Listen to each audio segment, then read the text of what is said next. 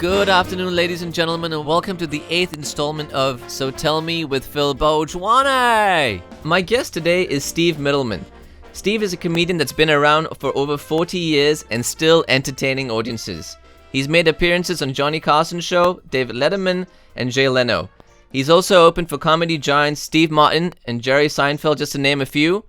Now, to me, whenever I see Steve do stand-up, one thing goes through my mind, and that is, if Henny Youngman had a baby with the female Rodney Dangerfield, you get Steve Mittleman. Welcome to the show, Steve. How are you? Nice. Very nice. Phil, glad to be here. And it's a very good description. You're more than welcome. Whenever I see you do I'm hearing a little feedback, but okay. Whenever I see your stand-up, it always reminds me of there are a bunch of one-liners that are so classy, and it just goes boom, bang, boom, and it reminds me of the old school comedy days, which I love, and you don't see them like that anymore. Tell me, how has it been? What are the changes you've seen go from over 30, 40 years ago to audiences today? Is there a big difference in how you have to do things? Well, when I started, there was maybe two blue comics out of maybe when I started in New York. I'm in LA now. Literally out of maybe 30, 40, 50 comics, there was one or two dirty comics, blue comics. I mean, I don't mind a blue comic, actually, but I'm just saying as far as the comedy society, the comedy world, what people accepted, it was remarkably clean. It was coming out of the nightclub years of the 50s and 60s, and there was a tradition, it was like the Catskill guys were clean, usually, except for maybe Buddy Hackett. Mm-hmm. People were just clean. It was just that's how they were trained from all the comics. Back in those days, yes, absolutely. I wasn't the first one to sort of set the benchmark, wasn't it? Lenny Bruce. It's Lenny Bruce. He got. They say the guy that I met at Rodney's house. He used to go to Rodney's house a bit. Was Joe Ancis. And Joe Ancis, they said, was like a muse for both Lenny Bruce and for Rodney. Mm. They both gave him great credit. I see. But I think people organically do what fits them. That's right. If Rodney could be dirty, I bet you Rodney could have been dirty. He wouldn't have cared. He would have been dirty. It would have fit his character. But he had such a clean. He was so well received, clean. It didn't matter. He had to stay clean. That's where the real comedy comes in, though, doesn't it? If you're funny and you're clean at the same time, it really shows the mettle that you have as a comedian. I think so. I don't think it. I think if it organically fits you, be clean. If it organically fits you to be dirty, be dirty. Whatever fits the person. I don't hold anything against anybody. Richard Pryor, he was blue, it fit Richard Pryor. It's fine. If it works, the problem that is a lot of people, maybe it doesn't fit them and they're blue and it doesn't work, at least for me. I have too squeaky clean of a look. Yeah, Red Fox. I saw Red Fox. He was same with Red Fox, wasn't it? Red Fox was very funny. I'm not entirely sure how his comedy was in terms of it being live, but he was pretty blue with his humor, wasn't he? I saw him do a show in Vegas, like a midnight show in Vegas. Way back when, and I don't remember him being that dirty. So, maybe he wasn't dirty compared to a lot of other people now. Yeah. So, who knows? No? Well, if you talk about the kids today, that's all they do. They talk about stupid things like Tinder and chicken tenders, and the F-bomb goes down at every single sentence, and it's not funny, but they think it is. I'll tell you, I wrote a blue joke recently that I can't do it on stage. It would have to be late at night. Not at a gig, just playing around. You can do it on this show if you want. This show has its own spot. Here's my dirty joke that I just made up. Okay. My girlfriend's idea of a hand job is waving goodbye. That's how it happens most of the time, doesn't it? I like that. That's funny. See, that's why I say you're like the new. You may not be the king of one-liners, but you're like the prince of one-liners, aren't you? Hey, listen, that's not far from the prince. I mean, the king. I could kill the king, yes. And I'd be the king. That's right. Last night, tell you, things were so bad, I had a menage a moi.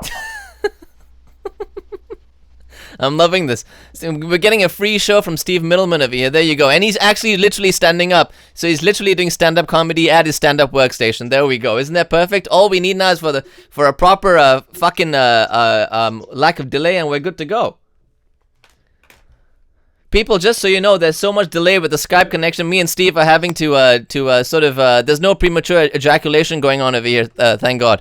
Some guys fantasize about being with two women at once. For me, it's the same woman twice. Well, I think you won't be the only one person doing having that problem. I'll tell you that. That's right. Now tell me something. While we're still talking on comedy, I want to ask you, when you first went on that first appearance on Johnny Carson's show. Now, back then, it was every comedian's dream to be on Johnny Carson's show. If you got a spot on that show, you pretty much made it. That was the benchmark. That was the tone. What was that experience like before you went on? Were you nervous? I was terrified, but I did material that I've done, 1,000 times before, so it makes it a lot easier. And I killed, and that was great. So I did it a few times. I repeated them all. Meeting Johnny was great. He ran along with a tennis pro champion guy, Michael Chang, and so that was a disappointment. Would have been great to be on panel with them. But yeah, it was a dream come true. I was nervous but when you start getting great laughs, the nerves calm down. You get back in your groove. Absolutely. There's a reason they call it tried and true material, because I tried it so often in every circumstance. Absolutely, yeah. So it's fine. I completely agree. I was very happy with it. I know that if he called you over, which he probably was going to do, but if he had more time, that was the best feeling for every comedian out there. I remember David Letterman, all the comedians were very, very nervous every time they sat over there, Jerry Seinfeld included, because everyone revered the man, didn't all the comedians, didn't they? I think it would have, yeah. Yeah, they all loved him, they all revered him, and he was... Everybody. He was the man to go to. Then, now we talk about... There's been nobody likes him. That's exactly right. We talk about TV late night host today. We had on one spectrum Johnny Carson, and now we go to Jimmy Fallon. This guy is playing games on his show. He's playing ping pong, and he's swimming in front of the audience. He's playing football. I don't know what he's doing, but there's no talking going on. Everything else is going on, but no talking. He can't interview the show. What's the contrast with from Johnny Carson you go to Jimmy Fallon? Is it because of the millennials today that they enjoy this kind of humor? Yes, I think 100%. You're on the money. They're re-educating or they're trying to give you some variety, and they don't want to be just another talking head show. That's right. And people want to, I think in their mind, they want people to see celebrities in situations that they're not typically in with their guard down. I think that's part of what's going on for him too. I think you're very much correct. But it's become very. They want to change context. They want to change it. They want to make it their own. I mean, you talk about you talk about reinventing late night, but you don't screw it up. You don't mess up the whole scene in late night, but it's become very juvenile, very childish sort of humor. I think they've lost the plot, but I mean, like you said, the kids want to see that today. They want to see celebrities with their guard down, and that's what you deal with. This is the kind of show you get, and that's exactly why I stopped watching late night TV altogether. The moment David Letterman left, I stopped watching late night. That was it for me. I love Letterman. Maybe my favorite of all. I mean, likewise. Neck and neck with Carson. He was a brilliant guy. Right. He did an amazing job. It was very sad to see him go. Absolutely. And Leno, I thought, was maybe the worst. In the pecking order, I like Fallon over Leno. Oh my God. Well, you know what, Leno, I know he's probably hiding in the closet right now as we're talking somewhere, maybe behind your house. That's what he did with when David Letterman and him had the whole debacle for the late night for Tonight Show. So you better watch out for Jay Leno. He might be behind you right now having some juice. Well, I think it worked out best. I think it was great that Letterman was in New York. Exactly. For Letterman's sake. Blessing in disguise. I think he would have been better. Everybody wanted the throne, though. That was the thing. And Carson had the throne for 30 years, and everybody wanted it. Yeah. But it tells you how insecure these guys are. They never had a guest host. You know, a couple of pretty insecure guys. That's right. Leno's a very good stand-up, but as you know, I never just like you. I never used to enjoy his show. I think he's a great stand-up, but with reference to David Letterman, when he walked over to CBS, I think that was a blessing in disguise because he reinvented the whole scene and he became the new king of late night. And he even won the Kennedy Center Honors Awards for that show. He's a legend, isn't he? He's well loved by the comics, and Leno is well hated by the comics. Yes. Leno didn't put on a bunch of comics. He never launched anybody. He didn't take. There was no pride in what he did. He just was like next, interview next, Absolutely. Sketch next, interview next, monologue next. He was not in a moment. You're right. And he placated. He played to the lowest common denominator audience, like a dumb middle American audience. That's what he played to. You're absolutely correct. So, I remember when just before David Letterman went off the air, he had got Norm Macdonald came on the show, I think twice in 2 weeks. And one was just to sit down and chat, and the second time he finally did his last stand-up set over there, and he teared up, he welled up right after the set was over, because, like you said, David Letterman, he really paved the way for a lot of these comics who, when they were down in the dumps, he brought them back up, and that's a great host. He's a great host. The thing that also going back to the point about Letterman being in New York, Letterman used his surroundings and those characters. He never would have been able to do that in L.A. L.A.'s void of a lot of those types of characters. So they gave him the creative license. That ended up being comedy gold for Letterman. Absolutely. It was absolute gold. I never get fed up of watching him. Very much. People like him and the Dean Martin roast, Don Rickles. These guys you can watch over and over and over and over and over and over again and never get fed up. Which actually leads me to my next question. When these guys did comedy, people like Don Rickles or Bill Hicks, Jerry Seinfeld, till today, even so many other comedians. What bothers me is that who gets to decide what's politically correct and what isn't? Do the comics get to decide, or does the audience get to decide? Because people have become too sensitive today. Look, if you don't like listening to comedy, don't come to the show. Simple as that. I never understood a crowd, and I've watched thousands and thousands of shows in the last 40 years. I still enjoy going to comedy, which is kind of odd for a comedian. But I know what you mean. I never understood watching an audience watch a show, and the audience is not in the mood for the show. It never made sense. Why would you be there? Why would you be there? Exactly. You know, as far as politically correct, it's sort of to each his own. You can't really predict completely. You can predict maybe a taboo subject, but again, just like whether somebody's blue or not, if it organically fits them to be politically correct, let them be politically incorrect. Who cares? That's exactly right. That's exactly right. Now, never bothered me.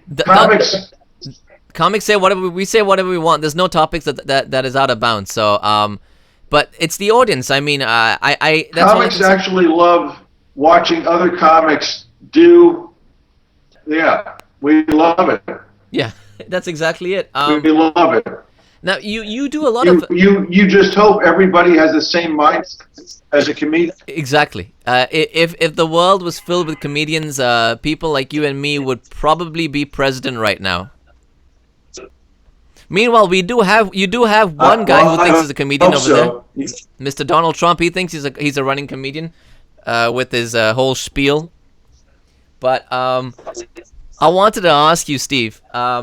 You do a lot of corporate gigs today. Now that must be very difficult to refrain yourself because you're hired by someone else to do a gig for a bunch of people who are in ties and suits, and you have to sort of be very careful what you say. Or do you say whatever you want to say anyway?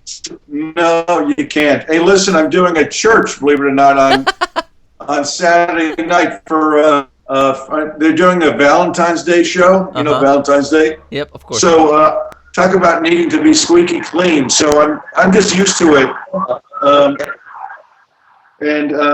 It's like whatever. I'm so used to it. I don't even think about, I have to watch myself.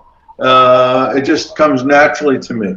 Fantastic. So most of my gigs are corporate events for corporations. I've seen you do gigs for at weddings. People get married and whatnot. And you just speaking about a church. Let me get to the crux of the show right now, where I ask these eccentric questions.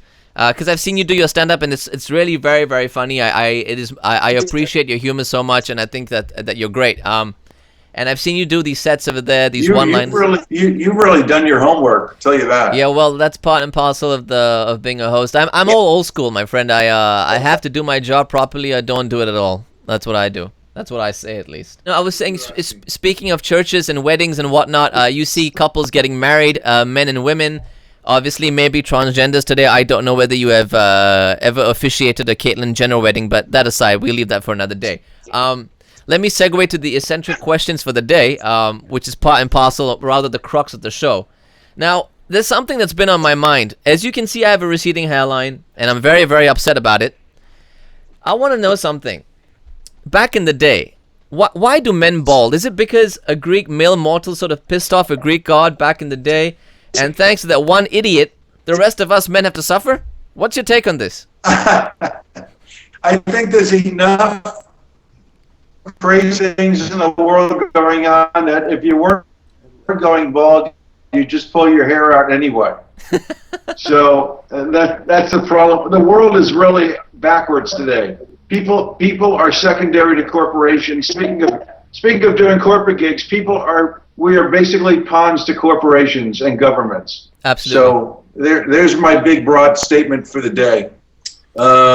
Sadly, the way people take care of themselves, the way people eat, the chemicals in their food, the chemicals in the medical care, we are just backwards. People, I think, comedians are for people. And we're kind of pure and innocent, and corporations are for corporations. Yes. Well, that's corporations for you. That's exactly. It's kind of odd. I do all these corporate gigs, but I know what corporations are. Basically, they're not for people. Corporations today simply do enough things to harm people. Most of us. That there's enough to pull everybody's hair out, but then they would sell us something to get our hair to grow back. Yes, that's exactly right. That's a good take on it. I like that. Yeah. That's exactly correct. That's the idea of corporate. That's exactly correct. But you talk about we're talking about corporations, hair, and businesses and whatnot. If I may ask you this, many years ago, Steve, I saw a video on you with Larry King Live where you had a makeover surgery done. Yes, on Extreme Makeover, a TV show, which was a popular show for a number of years on ABC here. What? And I had a chin put in. I had a really, really weak chin. And you can say, how weak was it? How weak was it? It used to take me 2 to 3 hours to change a pillowcase. That's pretty bad. I was gonna say that if you see the movie Inception, it's there's so many things going on. I guess with your chin, it was a chin in between a chin in between a chin, a chinception thing going on over there. But when I saw that there was a vast difference. Well, I was given the opportunity to finally, after about 29 years of stand-up, to have a chin, and I had my nose straightened, my eyes straightened, my face lifted. I remember, and I was just as funny. Was just as funny. That's what I was gonna say. You mentioned on that show that once that happens, you would no longer be funny. But it turned out that not only did you become handsome, but you became funnier as well. Well, thank you. That wasn't. I thought it would be a good challenge. Also, after a certain point of doing, self-deprecating material, it kind of gets a little tiring. You don't want to do it anymore. It's kind of like a trap. Exactly. Even if a joke's working, you can get tired of it. Absolutely. I know what you mean by that. You get very jaded by it. But while we're talking about surgery, I mean, this is I guess it was almost preordained and destined for you, because you're friends with Steve Martin, and I remember him in Roxanne looking like Pinocchio. He had a long nose on that movie. and somehow the contrast in life just segues nicely into you were just meant to be on Roxanne and the Out of Towners. Tell me how was it like working with one of the greats, Steve Martin? Well, the guy's a lovely guy. I've heard. He works his ass off. Maybe every day there was a new a script of revision in the script every day. He just worked every night. He worked remarkably hard.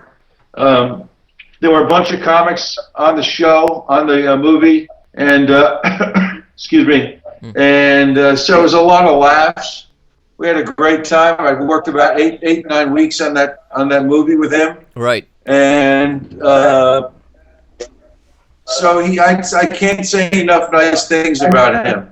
Yeah, I've heard he's a wonderful guy, very creative, and just one of the greats. Yeah. Now I got to see him recently. He does a bluegrass concert. That's right. With Edie Brickell and a band. The banjo, and between songs, he does stand-up. So I got to see him stand-up. He's incredible. He's still really funny. That's the one with brilliant guy. That's the one with the banjo, isn't it? Yes. Also, I saw he and Martin Short do a show together that I saw.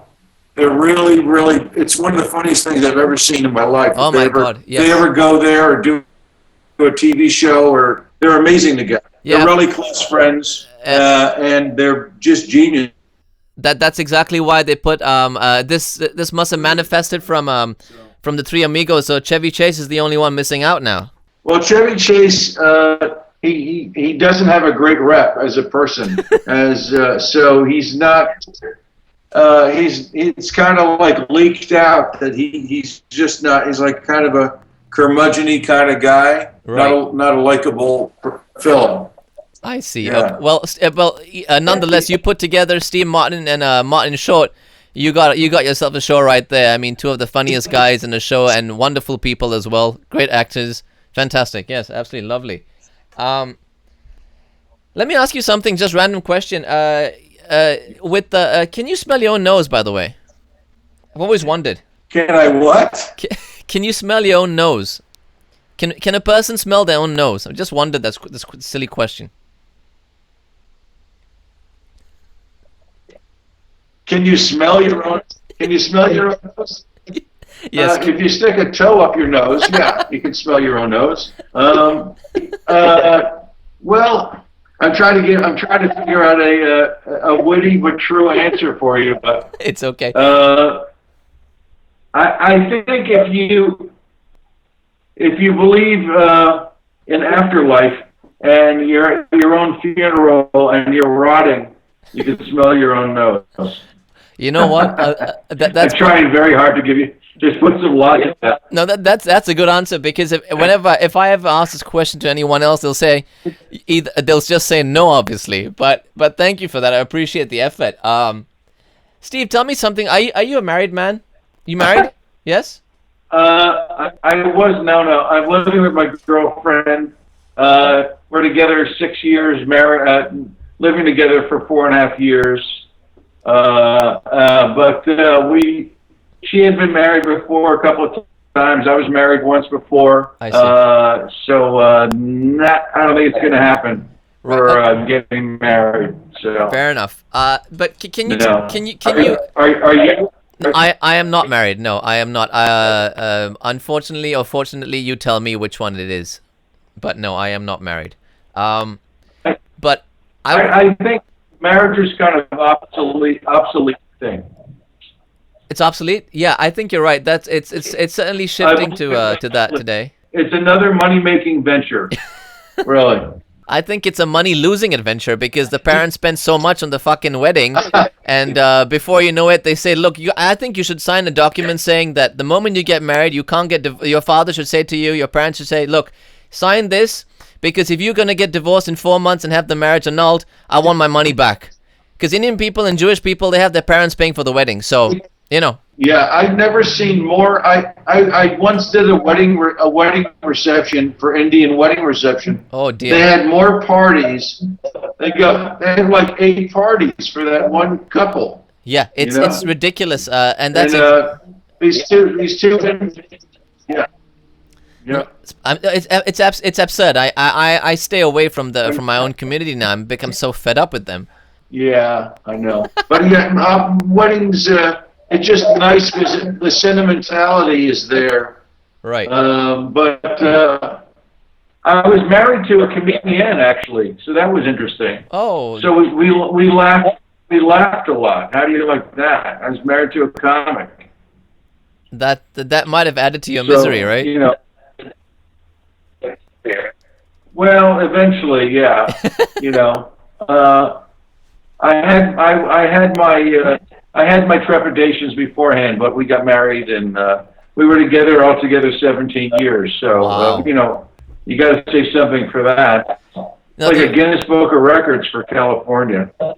Yeah, it's for between two comedians, that's probably one of the longest marriages ever. Then I think you're right. So we get pretty interesting lady.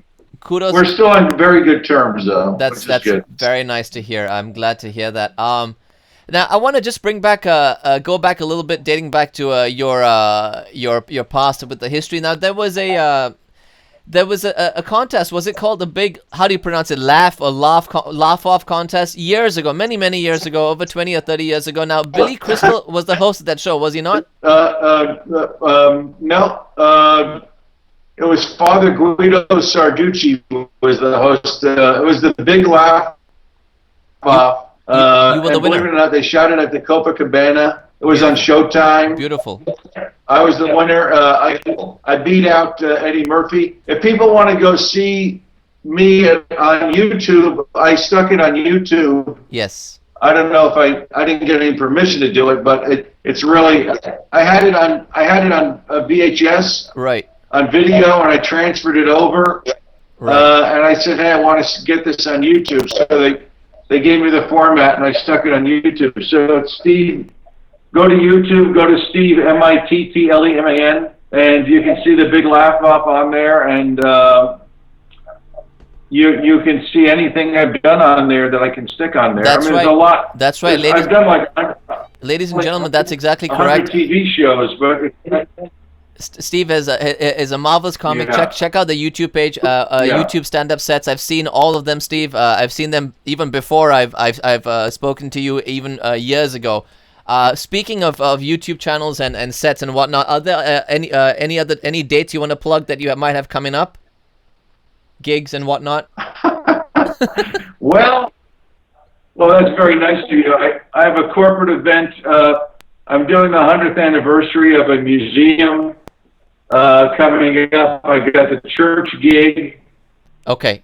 Well, that's... I have a couple of other things I have things pending in the next month or two, like corporate events. So they're not like firmed up. Right. Not firmed up yet. Right. But I'm doing a show tonight. Are you? I don't think I can plug that. You can plug that. You never know. You might get some last hecklers coming in, but I'm sure I'm you doing can. a really nice club here, and that'd be a miracle if I could plug it now, and then in 5 hours somebody's in this club in L.A. I'm headlining something in L.A. You never know, my friend. You never know. But okay. On that note, Steve, we're actually running out of time over here, and on my show, I have a last question that I always ask all my guests, and I think you've heard Kreskin answer this question as well. The question is, and I want your take on this, is historically, as a society, what were we, what are we now, and where do you see us going into the future? What were we? We were innocent, pretty innocent. We want simple things. Where are we now? We're very complicated. Capitalism kills, and where we are in the future is, my hope is that we go back to more pure times. Absolutely. I don't mind about progress, but progress that hurts people, I mind. You know what? That's a great answer. I completely agree with you. I think that simplicity is key, and I think that's what you exactly you just put that very beautifully right there, and I like that answer. It is society indeed has become very, very strange, and things do have to change for the best. I hope. Hopefully, we don't have Donald Trump as president, and things take off properly. But on that note, thank you so much for coming on, Steve. I really appreciate it. Yeah, you're welcome. My pleasure. Really big time pleasure. I'd love to continue talking to you sometime. Absolutely. Yeah. You're more than welcome on the show anytime you want. And thank you so much once again for coming on. Thank you very much, Phil. All the best with it. And Alex, have a good one. Cheers, sir. Thank you. It's very nice. A lot of fun. Thank you. Take care. Bye-bye. Bye-bye. All right, peace out, society. Or try to be that way at least. Cheers.